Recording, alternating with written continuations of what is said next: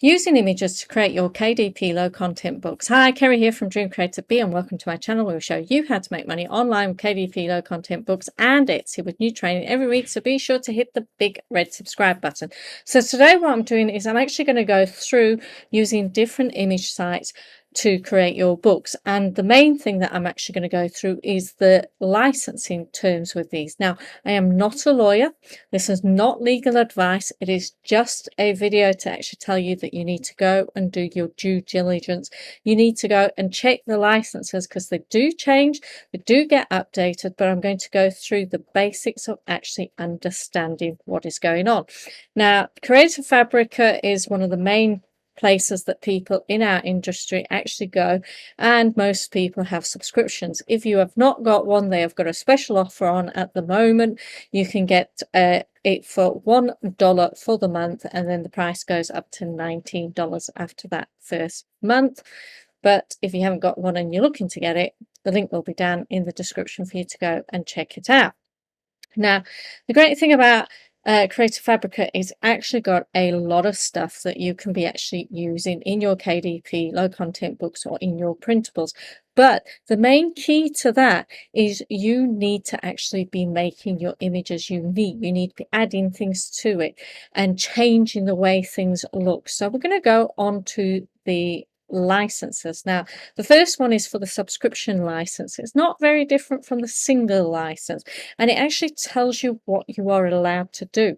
It says you can create unlimited physical end products, create unlimited digital end products. So the physical products are like mugs, t-shirts, leggings, and it's also notebooks and KDP books. And then you can also create unlimited digital end products as well, which is printables like for Teacher Pay Teacher or on Etsy or on your own store. You can also create your own items that sell on print on demand sites. So they're more like the physical products rather than the physical products are more like tote bags and phone covers and things. But print on demand is like using TeePublic, Merch by Amazon, even KDP in a sense. So it is allowing you to do that. You can use fonts to digitize quotes, words, names, or sayings and sell those designs digitally as well as physical. So you can be making wall art from them. But all of these need to be changed. They need to be made unique. And I'm going to show you that just now. It says you can convert templates to other formats for your clients, which is often what we need to do sometimes if they're not in SVG format and we need them in SVG because we want to take the color out or we want to put color in. You can keep selling products after you've cancelled your subscription. So you can keep selling the product you've already made, not recreate a new product from that image, only the ones that you've already made. So if you've got a book on KDP, you've used different things from Creative Fabrica, you don't need to remove that from sale. What you mustn't do is go and create a new product from those same images. This is the subscription license. So physical end, you're allowed to download a design and print transfer it on a physical item without making modifications and subsequently sell that physical item. Download a design, modify it and print it, transfer it on a physical item and subsequently sell the physical item. You can sell unlimited copies of the physical item that you create with a design, and the physical product can be sold worldwide for an unlimited amount of time, for example, product packaging, apparel and more. So you can create physical products that you give away as well to friends and as part of a promotional product. So if you're creating lead magnets or something that you want people to use and give like their email in return. You can keep selling physical item after your subscription ends, providing that the design for the physical item was created while you're an active subscription. So that's exactly what I said previously. Then digital end products. Now this is the one that I want you to have a look at. Use elements to create a new design. For example, you're allowed to use floral elements to create a floral themed wedding template, and you can create new designs combining multiple and downloadable resources and adding items of your own, as long as the new design is flattened and the original items cannot be extracted. So if you are selling books on KDP, they are already flattened, that people can't take them out and reuse them unless they go to drastic effort of scanning and doing things like that. When you can't control that, you have provided a flattened file. The same if you're doing printables. I have created different YouTube videos showing you how to flatten in both Canva and in PowerPoint and in Keynote. So if you want to check those out, I'll leave them in the top right hand corner. So what's this showing you here is it's showing you've got the original download design, and then all the person's done is just taken that one and put it on a piece of paper. Now, that is not allowed. You need to actually make it different. So you can put things in it, you can put the background in, and you can add different floral images. It's from the same pack, but it has all been placed differently and created something brand new. Then there is the pod license, which everybody likes on Creative Fabrica. It is the basics. It's create and upload crafts and graphics to pod sites that are vastly different from the original. This means they have unique, distinctive elements that are added by you. See an example below. You can use fonts to create quotes, sentences, word arts, etc., and upload these to pod and generate unlimited sales via the pod sites, and again ship valid pod across. But you can't just take that image and put it on a mug. You need to change it in some way. So what they've done here is they've recolorized it and they put some background on there and added extra elements. So with the full pod products, you are allowed to create and upload designs to pod sites that are same or similar to the original. So if you've got full print on demand, again, that is why people like Creative Fabrica, for this reason. You can use fonts to create quotes, sentences, word arts, and generate unlimited sales via pod sites. So what I suggest you do is actually come and look at these different licenses. I'll leave a link in the description.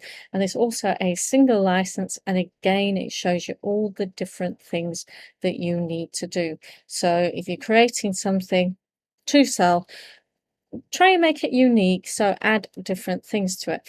Now, another great place to go to is Vecteezy. They tend to have a simple licensing agreement as well, full guaranteed resources for personal or commercial use. I combined those two words. It's a new word. So, and you can find your license as well here. It's quite long-winded, but it does go into a lot of detail, and it tells you what you can and what you cannot do. Again, I would suggest combining different things to make it unique, not to make it that just the main element on there. Also, if you're using any free images, don't forget to actually attribute those. If you haven't got a Vecteezy Pro account, it's pretty cheap to have a Pro account. If you want to take your business on to the next level, then it's a good idea to have one of these accounts.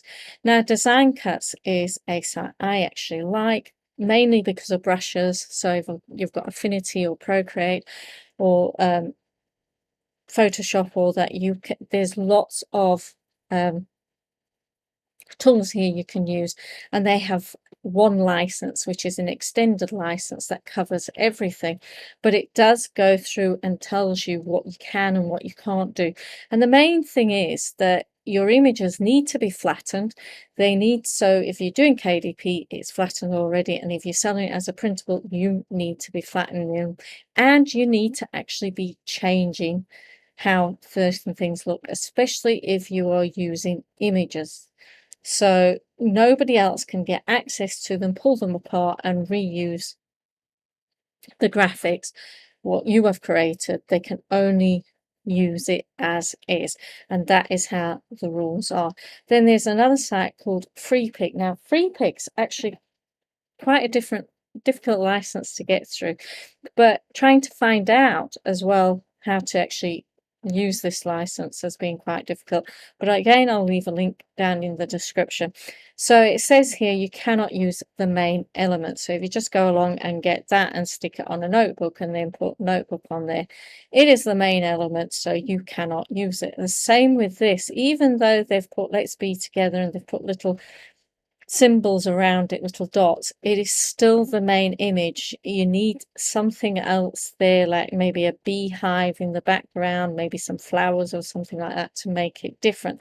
Like this one here now has become the secondary image because it is one little thing in a whole lot of other things. So there's some font there, there's a squiggly line, there's like a beach being added, and sun and stars and an umbrella, so it's been made different. Then you get to the backgrounds. Now you can use the backgrounds for your books as long as it is more of a watercolor and abstract background and it doesn't look like it's the main element, so that there's something else. So you've used like a border and you've used different fonts there. And the same with patterned backgrounds. They cannot be just the main product. So a patterned background is like it cannot be a wallpaper or a cushion or something like that, or clothes, or just a notebook that is just plain. I think I've got one here. No, but if a notebook like that was just plain there, so you wouldn't be allowed. In fact, I have one here. This one here. So if I took that pattern from Freepik and just put it on a book, that wouldn't be allowed because it is just that pattern. So that is what I'm trying to explain. Whereas if I took that pattern and then put some fancy font and did that, then that would change everything. Okay, so that's what you need to do. So that's Freepik. Then Canva actually changed its licensing agreement to the one design. So it's all about using your image or your graphic in one Canva design and exporting it for $1. Now, this is if you have a free account rather than the paid subscription account. So you can use music in one Canva design and export it. It's $3. You can use a video in Canva design and export for $5. With us, it is basically the image and the graphics, so one design. So you cannot create, say, a pattern using all the different things and then putting that pattern on several books. It is only for one book that you can actually be creating that specific pattern. You can change the pattern and then put it on another book. So here again is all the information on one design use license agreement, and you need to again check out all of this, read through it. It did change in November 2020. There's still a lot of can I really use that?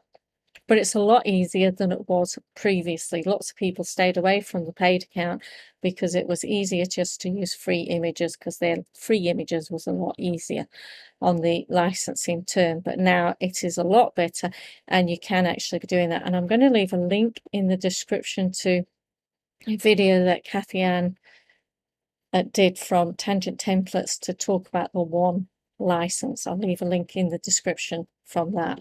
And then the next one is like Hungry JPEG.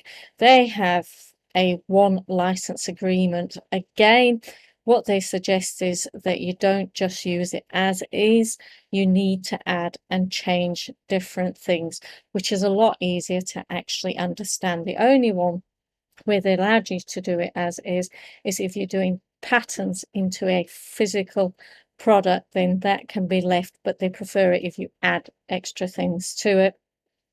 If you're using craft files, you cannot change those craft files. They have to stay the same, and that is the one where it stays the same. And they allow you to do up to 10 items, and you can sell as many of those items as you want, but only 10 items from the one craft file, so that you cannot change. But if you're using just graphics, then you need to be changing there. So those are all the different graphics image sites that I've used in the past or currently use. Some of the better ones to use are like PLR, that's private label rights, so like you use, or Maureen at Colour Me Positive, all of those sort of people, and Lady Ravine from Her Colour Monthly, PLR, they have some really good licensing agreements, and I will be creating a video showing you their different sites where you can actually get different images from to be using in your KDP book. So if you found this video helpful, please hit the like button. Don't forget to hit the little bee above my head to be notified about any other videos that I create. And if there's any videos that you would like me to create, don't forget to comment below and actually state what you'd like me to cover. Also, check out my video on how to create a crossword puzzle book and a word search puzzle book using free tools.